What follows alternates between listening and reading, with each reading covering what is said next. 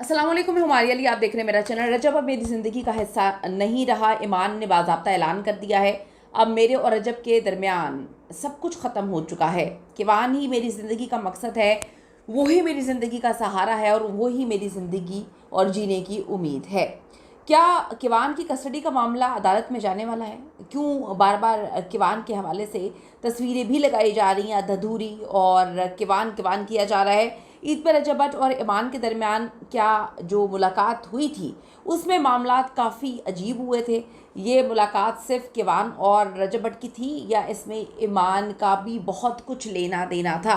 कुछ अंदर की चीज़ें सामने आ रही हैं और ये खुद भी कुछ सामने लाने की कोशिश कर रहे हैं। आज की वीडियो में इस पर बात करते हैं। रिक्वेस्ट है चैनल को सब्सक्राइब करें, वीडियो को आखिर तक ज़रूर देखिएगा। रजब अब मेरी ज़िंदगी का हिस्सा नहीं रहा है। तलाक के नोटिस वसूल करने के बाद आप सबको पता है कि पहली बार ईमान और रजब भट्ट के दरमियान आमना सामना जब वो किवान से मिलने जाता है, वहाँ पर व्लॉग नहीं बनाया गया, वहाँ पर तस्वीरें भी नहीं ली गई।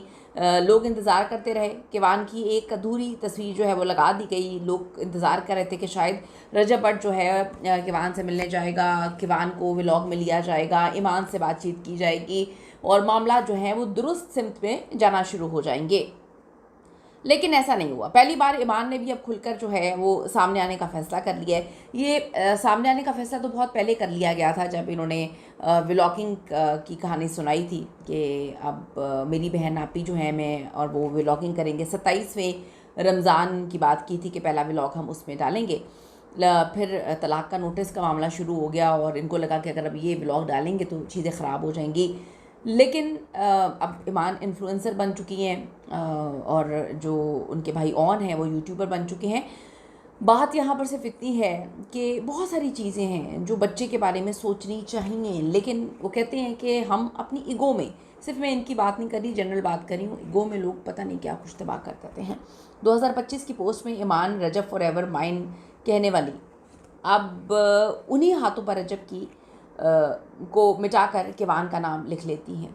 ये बड़ी तकलीफ दे बात है। शायद रजब को भी ये महसूस नहीं हो रहा, लेकिन ये बहुत दिल का टूटना और तकलीफ दे बात है कि आप का शौहर आपके लिए सब कुछ हो और कुछ टाइम बाद ही एकदम से आपका बच्चा, मासूम सा बच्चा, कुछ महीनों का बच्चा, वो जगह ले ले और शौहर बहुत दूर चला जाए, दिल से भी, नज़रों से भी और उम्मीदों से भी। उम्मीदें बड़ी मैटर करती हैं। रजब भट्ट ने अपनी अहलिया ईमान फातिमा से तलाक के कानूनी नोटिस भेजने के बाद अब साफ इनकार कर दिया था बहुत सारी चीज़ों से और ऐलान भी किया है कि वो इस शादी से मुकम्मल तौर पर जो है वो दिमागी तौर पर बहुत पहले ख़त्म कर चुके हैं, थक चुके हैं और ये शादी वो ख़त्म कर चुके हैं। रजब ने, आपको पता है, पॉडकास्ट में और लाइव में बड़े वाज़ेह अल्फाज में ये बार बार बोला है, मैं इस शादी को मुकम्मल तौर पर ख़त्म कर चुका हूँ, मैं इसे जारी नहीं रख सकता और ना ही अपना फ़ैसला तब्दील करूँगा।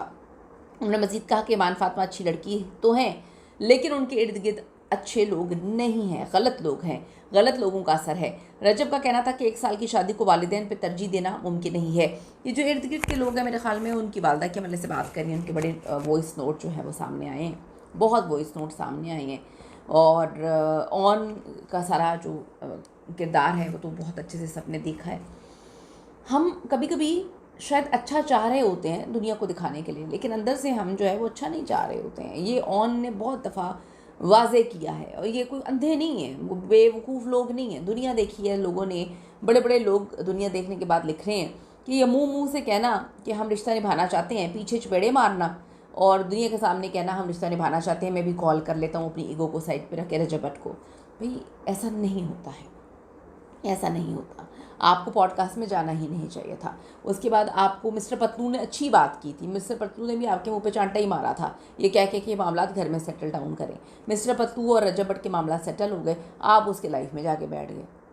उसके बाद आप देखिए, जिस चीज़ से कोई मना करे अगर आप वही करेंगे तो मामला तो सही नहीं होंगे।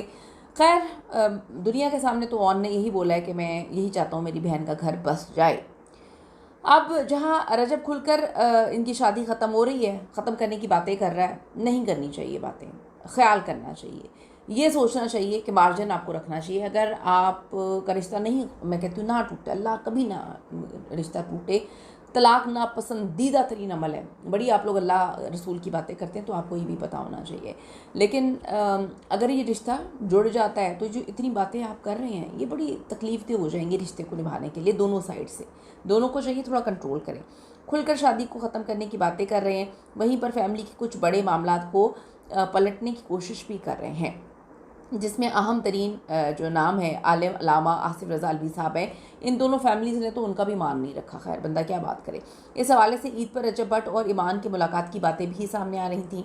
याद रहे कि रजब भट्ट ने अपने ईद व्लॉग में अपने बेटे किवान से मुलाकात का जिक्र किया और उसके लिए वो अपने ससुराल यानी ईमान के घर भी गए थे और इसकी इनवाइट जो है वो ऑन ने दी थी। ऑन ने कहा हमने आपको मैसेज भी कर दिया है और सोशल मीडिया पर भी हम जो है हर चीज़ वो सोशल मीडिया पे गवाह बना कर करते हैं, तो उन्होंने गवाह वहाँ पे भी गवाही बना ली।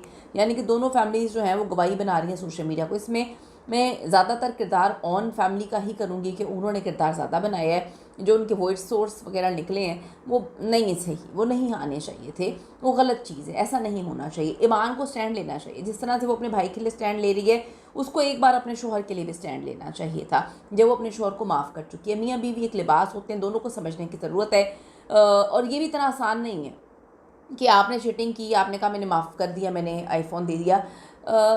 दिल पर बड़े ज़ख़म होते हैं, चीटर बहुत ज़ख़म होते हैं। अगर आप चीटिंग की बात हो औरत या आदमी दोनों में से कोई करे तो यकीन करें कि उस चीज़ को भुलाना मुश्किल, बहुत मुश्किल होता है। आपको मियाँ बीवी को साथ टाइम गुजारना चाहिए। मासूम बच्चे के लिए, बड़ा प्यारा मासूम बच्चा, बच्चे बड़े प्यारे होते हैं, उसको बाप की ज़रूरत है। आज नहीं तो कल रजब भट्ट को एहसास होगा कि मैंने अपने बेटे के साथ ज़्यादती हो गई। जब सिनेरियो बना होता है ना उस टाइम किसी को समझ नहीं आ रही होती, लेकिन ज़्यादतियाँ हो जाती हैं। फिर रिश्ते हम ख़त्म कर देते हैं, कोई भी रिश्ता ख़त्म करे ईमान को भी सोचना चाहिए, रजब को भी सोचना चाहिए, किवान का सोचें। अब वहाँ जो ईमान से मुलाकात हुई या मफाहमत की कोई राह निकली या नहीं निकली, अचानक दोनों तरफ से खामोशी छा गई एकदम से। वहाँ पर कुछ बहुत गहरा हुआ है कि ऐसा लगता है कि अजीब सिचुएशन चल रही है। इससे पहले तो ईमान ने शदीद रिएक्शन दिया था। ईमान ने तलाक के कागजात की तस्वीरें इंस्टाग्राम स्टोरी पर शेयर की थी। उन्होंने लिखा था मैं रिश्ता बचाने के लिए काफ़ी अरसे से खामोश हूँ, मुझ पर झूठे इल्ज़ामात हम पर लगाए पॉडकास्ट में, मैं ये सिर्फ पूछना चाहती हूँ मेरा क्या कसूर है। फिर रजब वार ने वाज़ेह किया कि वो सुलह की कोई कोशिश नहीं करेंगे। कुछ ज़राए के मुताबिक अल्लामा आसिफ रज़ा अलवी साहब ने सुलह की कोशिश की थी, लेकिन अभी तक कोई मस्बत नतीजा नहीं निकला इसका।